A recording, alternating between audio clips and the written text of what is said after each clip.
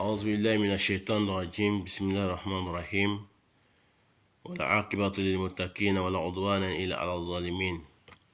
فنشهد أن لا إله إلا الله وحده لا شريك له، ونشهد أن حبيبنا وخاتم النبيين ورسل محمد بن عبد الله صلوات الله وسلامه عليه وعلى من تبعهم بإحسان إلى يوم الدين. أما بعد، السلام عليكم ورحمة الله تعالى وبركاته. Chers frères et sœurs en islam, nous remercions Allah subhanahu wa ta'ala. Nous débutons notre intervention au nom d'Allah, le tout miséricordieux Allah, le très miséricordieux Allah. Nous remercions Allah subhanahu wa ta'ala de nous avoir rendus musulmans saints et pieux et sincères. Qu'Allah accepte nos ramadans, qu'Allah accepte nos jeûnes de ramadan. Chers frères et sœurs en islam, nous sommes en face de vous aujourd'hui, Inch'Allah ta'ala. Après avoir loué Allah subhanahu wa ta'ala et glorifié, nous demandons à Allah subhanahu wa ta'ala de nous protéger contre Satan, les lapidés, que ce soit homme ou bien djinn. Et nous demandons à Allah subhanahu wa ta'ala de nous faciliter la prière, salut, paix sur le prophète Mohammed ainsi que sa famille, et qu'Allah agrée ses disciples qui ont affranchi, propagé l'islam avec lui, et que Allah nous soit miséricorde, que Allah nous soit miséricorde, que Allah nous fasse sa grâce, et Allah nous comble de sa miséricorde. Amin. Et chers frères et sœurs à l'islam, après avoir vous lancé Assalamu alaikum wa rahmatullahi ta'ala wa barakatuh, nous sommes en face de vous aujourd'hui avec notre 30e leçon qui est Suratu Ar-Rum, les Romains. Donc ça correspond dans la chronologie du Coran. Donc Suratu Rum tombe sur 30e sourate du Coran. Donc, alhamdulillah, qu'est-ce que ça signifie? Comme auparavant, nous avons dit, si tu vois quelqu'un en train de lire, ou bien toi-même tu lis, ou bien tu as ouvert le Coran, tu es tombé dessus, ou bien tu pries derrière un imam qui est en train de lire, ou bien tu es en train d'écouter quelqu'un en train de lire, qu'est-ce que ça signifie dans les rêves? Qu'Allah fasse que ce soit bonheur pour moi et pour vous. Ça nous parle de l'aide de Allah subhanahu wa ta'ala pour la personne. Allah va aider la personne, ou bien Allah va diriger quelqu'un vers la personne pour l'aider. Ça peut nous parler aussi de l'ouverture dans tout ce qu'il fait dans ses projets.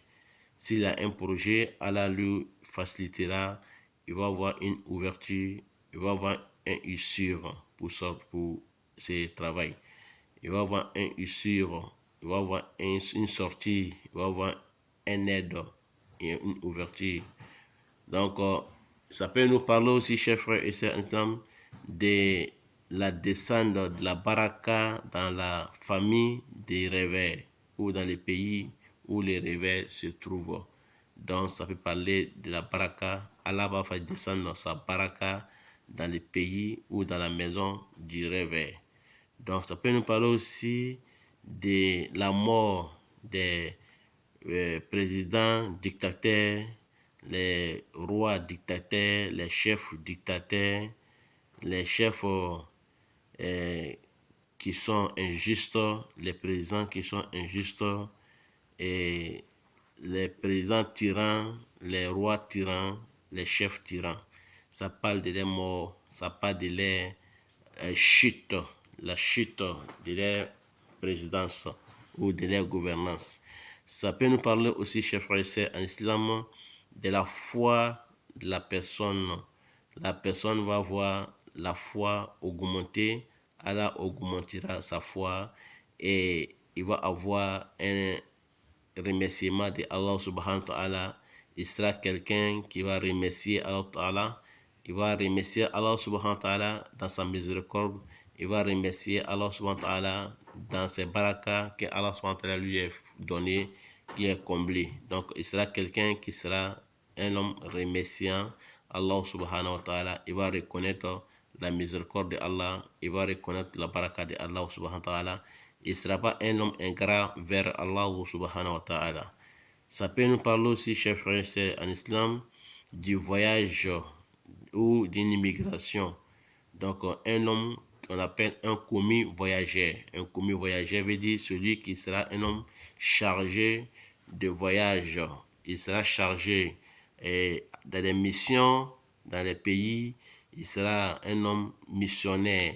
Il sera envoyé par les présidents, par les députés, par les maires. Il sera le missionnaire du président ou du roi ou des députés ou d'un chef ou d'un homme riche.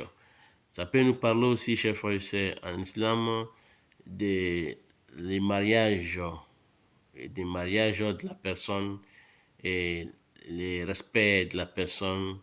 Donc, si la personne était célibataire, il va se marier. Et si la personne était l'homme le plus rabaissé de la communauté, il va avoir la grandeur, il va avoir le respect, il sera considéré dans la société, il sera considéré dans la communauté. Donc, ça peut nous parler aussi de la peur de la personne. Donc, la peur veut dire quoi?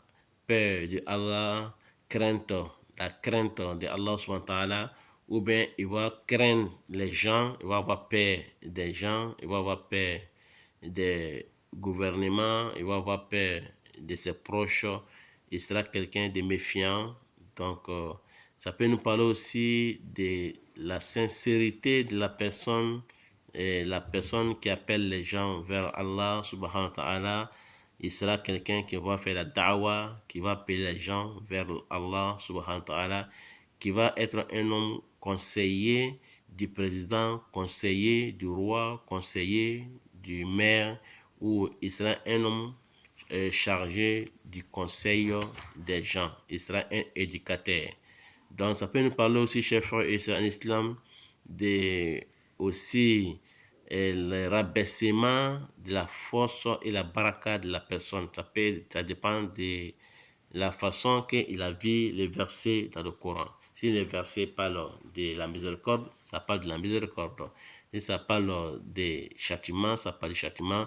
Si ça parle des épreuves, ça parle de l'épreuve. Donc la personne, ça peut parler de la diminution de sa force, le rabaissement de sa force, et la baraka aussi sera rabaissée, sa baraka aussi sera aussi minime. Donc, Wallahu A'lam, c'est Allah qui sait, qu'Allah fasse qu'il soit bonnet pour moi et pour vous. C'était la sourate Rum, les Romains, donc 30e sourate du Coran.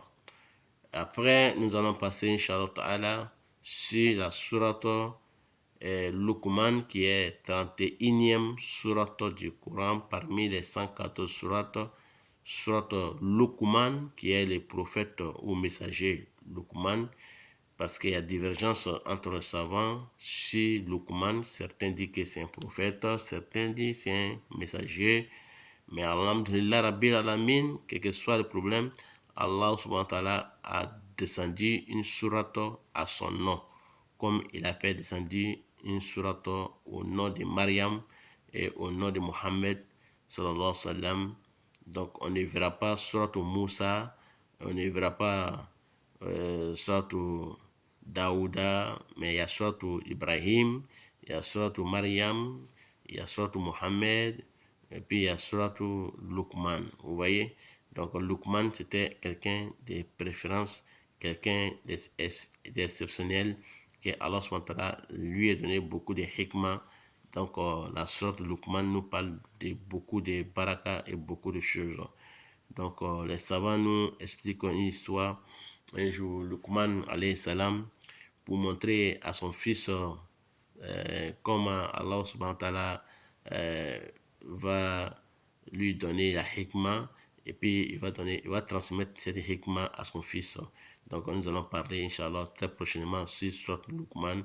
Nous allons parler un peu de son histoire avant de continuer les tafsirs de cette sourate dans les rêves. Qu'Allah fasse que ça soit bon pour moi et pour vous.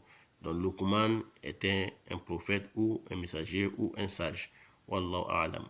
Donc, salam alaikum wa rahmatullahi ta'ala wa barakatuh. C'était notre 30e sourate Rum. Nous avons fini. Et à la prochaine pour 31e sourate Luqman. Wallahu a'lam.